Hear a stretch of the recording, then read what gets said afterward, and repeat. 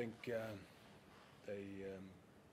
they call it that was one of those nights tonight, particularly that first half, and yeah, they just which they admittedly which they have done over the last two games they've had, and we spoke about that. They really jumped out of the blocks early and executed some tries off the back of kicks early, and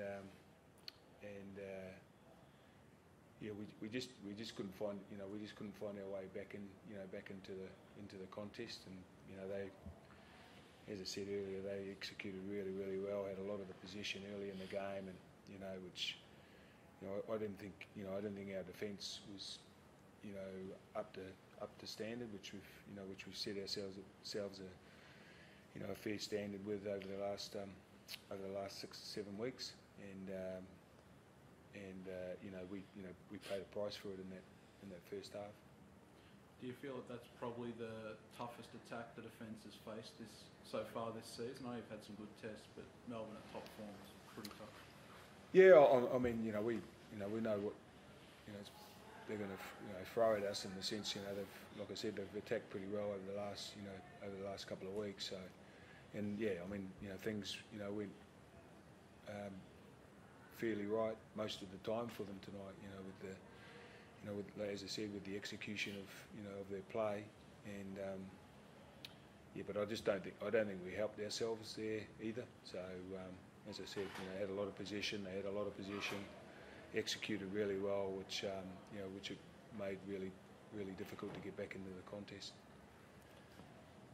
Roger, when they scored like those 3 tries in 6 minutes, what was the feeling for your side out there? It must have been a bit shell-shocked.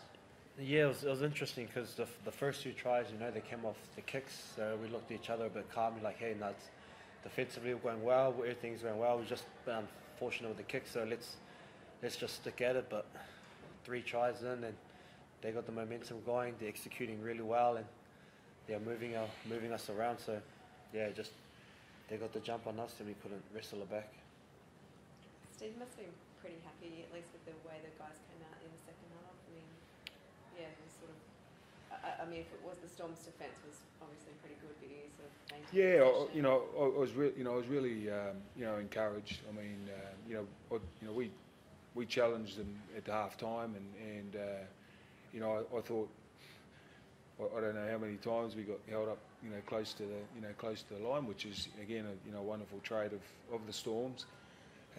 But I thought the way the guys come back at them in the second half, it would have been very easy for us to find a way right out of the contest, and but they didn't do that, and I was encouraged by that. We get from a short turnaround, we get a long turnaround now, and it's a good opportunity for us to I guess refresh ourselves after pretty tough first 8 weeks, and we're fortunate that we found ourselves in a position that we're in, and get ready for the next little journey in front of us. What's the early diagnosis on Isaac Luke? Is it you're going to lose him for a few weeks? Do you think? We need to wait to obviously the standard line that comes out. We'll get a scan on it and what have you, but we'll see. We'll see after that. He may miss a week, but we'll wait till we get that confirmed.